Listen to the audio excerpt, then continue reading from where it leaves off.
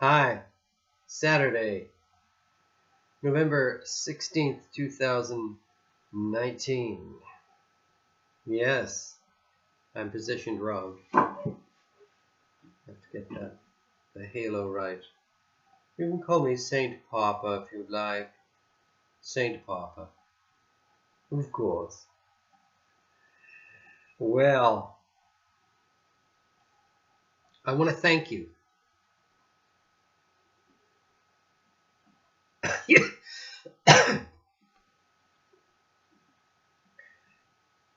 As stressful as it was yesterday was a very good day because your call for help was heard. So thank you. A lot of times, too many times, others who have called for help, and there was no one to listen. And I really want to thank you for calling out. And, well, now we are on this journey together.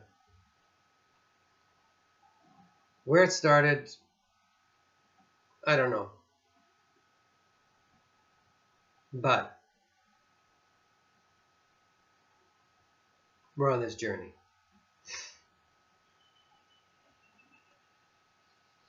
I remember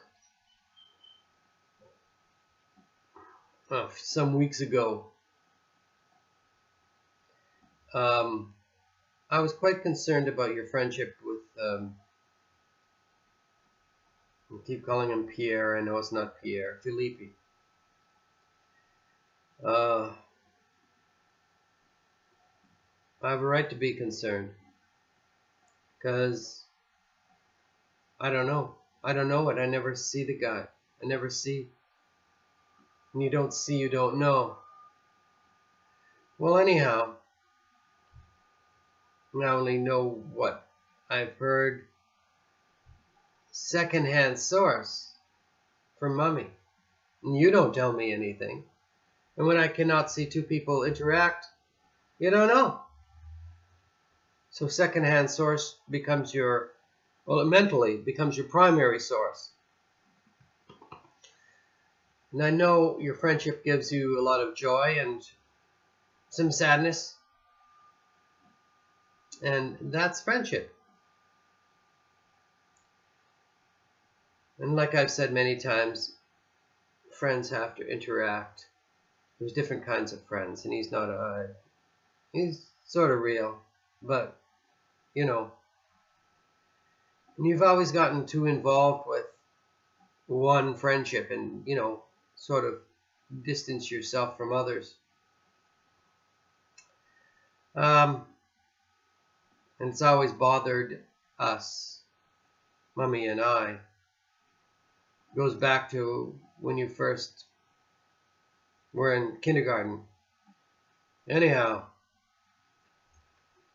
about yesterday. Oh, well, no. Where I was going is, I remember that one time I was trying to restrict your calls to like an hour and a half because of my concern, natural concern. I hope you can understand that, because I can't explain it any further about my concern. I have to get that halo image in right. Saint Papa must get his message across. So, I remember your plea to me. She said, I have to talk. And you know, that's when I broke down. Because something similar happened to me. I knew you have to talk with someone. You don't talk with anyone. Talking with me and Mommy, sorry, that doesn't count. I know, it doesn't count. As sad as it may seem, I'm joking here, right? Well, I've suffered similar things to what you're going through.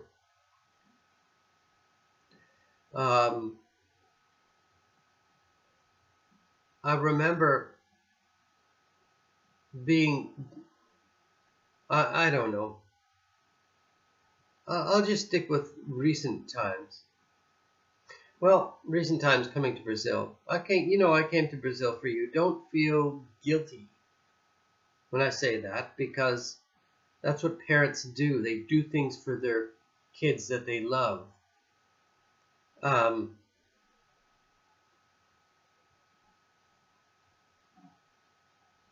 And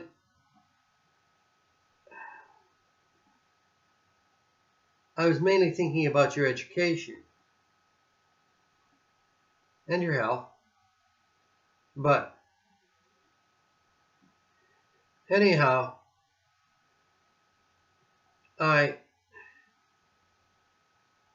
one time I talked with Mommy before you guys left.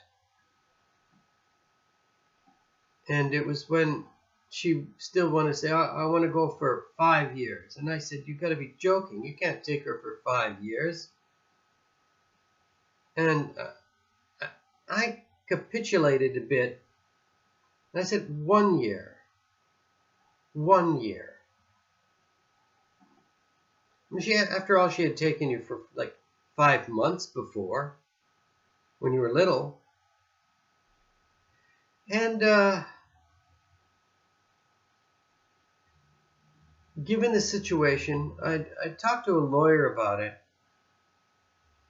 And the lawyer said, if she takes her and decides not to come back, you can never see her again, ever.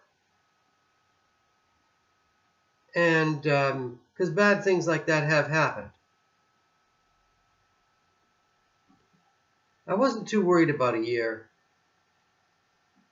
But Mommy had some, visions of grandeur. She thought she was going to make millions and come back. And then she said 3 years. And I said,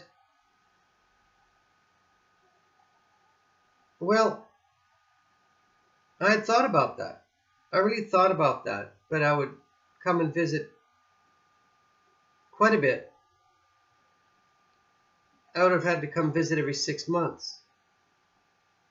But that's just too much. I will miss too much of you.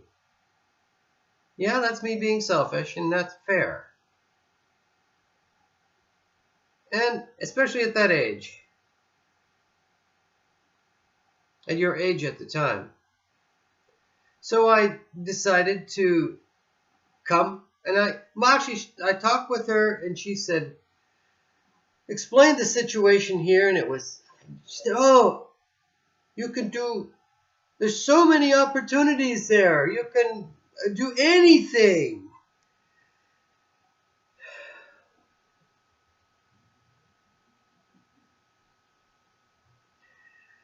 She knew how much I really enjoyed and loved being in the pizza business. She said, you can have your own Panago pizza there. You can just open one up.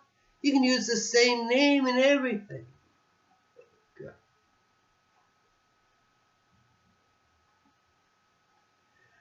Oh, sadness. Well, that's not possible.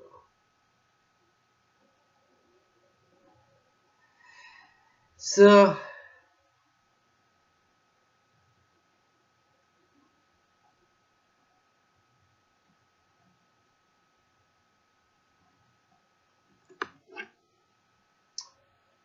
anyhow,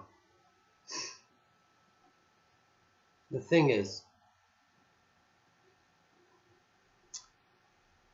when I came, actually, at that time, I was going through what I would consider severe depression.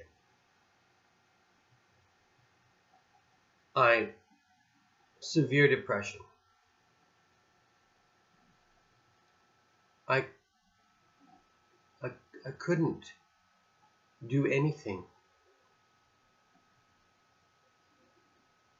I stayed in the basement with the lights off. The phone would ring, and I would go over and unplug it. It was a very horrible time. Until I made the decision to go. It wasn't a hard decision to make. No, it wasn't. I had no qualms about leaving Canada or Edmonton or Alberta. No qualms. It's just that it's just the way it was.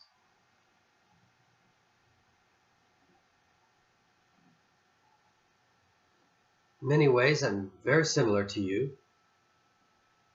I need a sip of brown juice, which needs to be heated for the next segment. Well, what happened? Well, I happened, and I saw the things that you went through.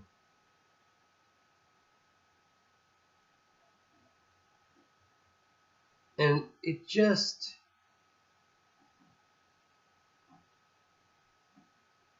it was like being in a torture chamber.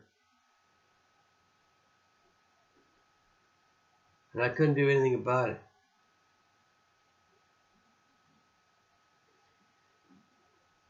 I shouldn't have been as respectful as I was. I'm sorry about that.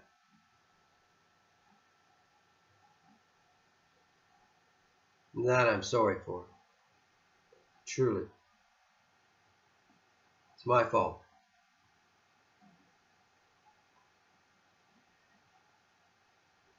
I was in a situation where I didn't speak the language. I wasn't learning the language.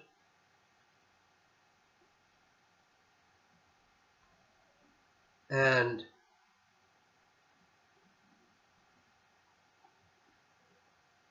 I don't know. I'm drawing a blank. And I was so happy when we left Belarusian. Some very nice folks in Mummy's family. And there's some not very nice folks in Mummy's family. You know what? That's normal for any family, larger family, anywhere in the world. But when we left, I was actually very happy and quite hopeful. But I got here, and it was different, but the same for me. And things just sort of went down. I'm talking about my psychological feelings. And I went to, after I'd moved to the first 3-house complex,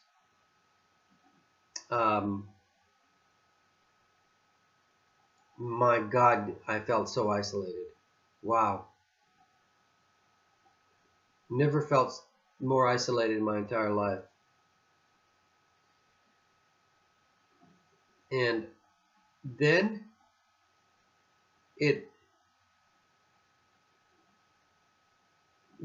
you guys left for Belarusian to spend Christmas there. And that was in like 2013.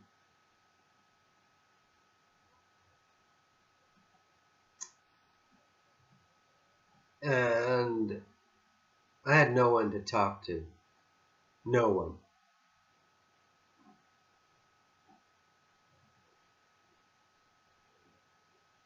And Mummy had asked me to paint, to stain the upper levels of the house. They're called soffits. You know, the part that goes like that. Here's the wall of the house. Here's this little part that juts out, and it goes like that. This under part. The exposed wood, she wanted me to stain that. And I got some stain.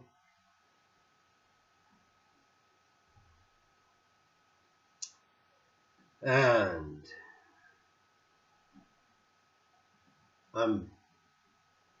I'm the kind of person who likes to do things. You know, I get in my mind I'm going to do a perfect job, and I set a time frame for myself. Big mistake when you're not used to doing something or when you're not too particularly good at it. And what happened is after I'd opened that stain, it was like water. I stirred it, still like water. So I tried to paint. It just ran. When you put paint up, it's like painting something with water.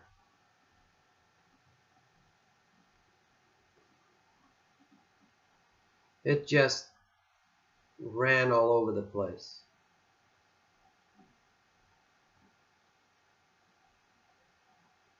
I felt, like out of it. I was so disappointed in myself. Part of me is I like to please people. That's not a fault, but it's a fault of character as well as an attribute. I think it's a good thing to like to please people, but not at your own detriment. Yeah. See, I don't like to please myself very much. And that is absolutely stupid.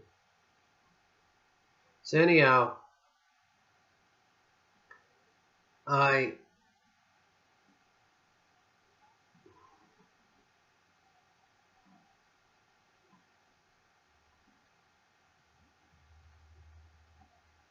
even while I was painting, it started to rain. It didn't bother me because I was under the thing. But then it poured down on me off the rooftop. Oh, God. Well, I wasn't as under as I thought I was. I got off the ladder, put things away. I was just destroyed. If you're not good at doing something, you think you know how, and you're doing that thing to please someone or other people or whatever, just don't. Just say no.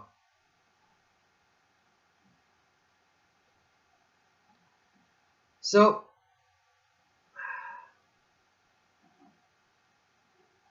after I fell into a dismal depression. I believe it was the next day. That's when I was still borrowing the internet connection from House 1, Sergei's house, and had to bring Mackie into house number 2 in order to use it because nobody was living there. And I just felt so alone. And it dawned upon me that I didn't want to live anymore. Because if life is like this, why live?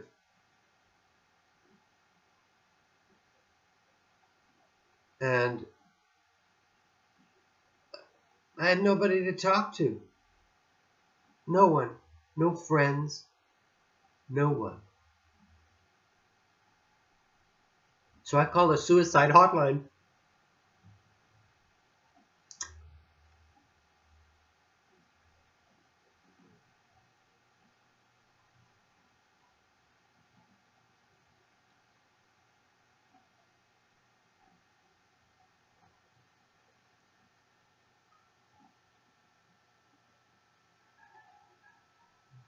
Talk,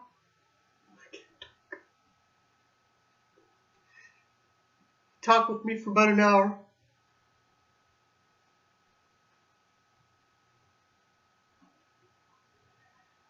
But honestly, the only thing that saved me was you.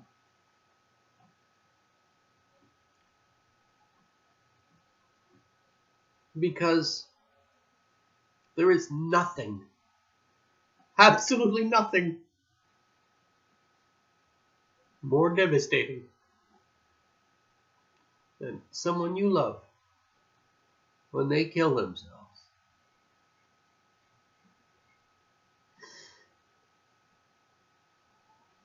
Nothing more devastating.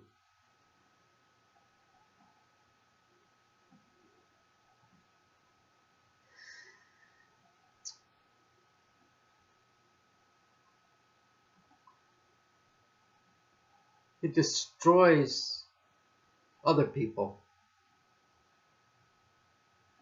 destroys families, destroys so many lives.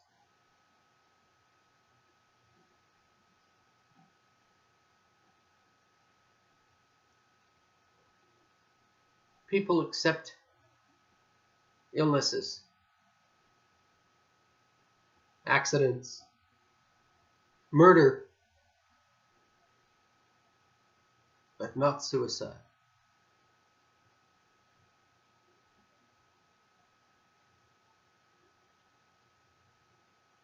It was you.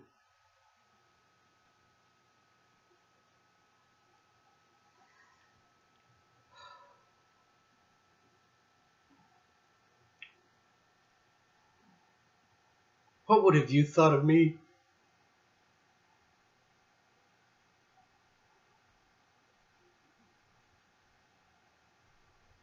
People don't forgive. How could have I destroyed your life because of something like that?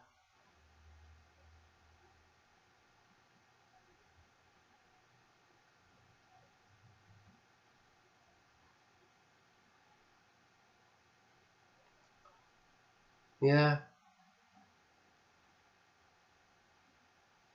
now you know.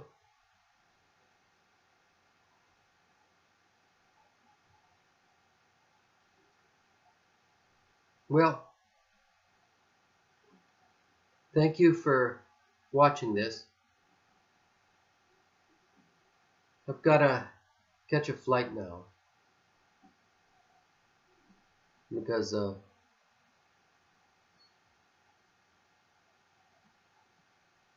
have a little jungle place in the Gambia I gotta go to. It's on a super jet. I got somebody to go with. You ready to go? Yeah. Ready. So I'm gonna put on my jungle hat. Take my jungle hat with me. My jungle shirt. Jungle brain. See you while in the jungle, okay? Well, I have to get some brown juice there. This one's cold. Maybe I'll warm it up and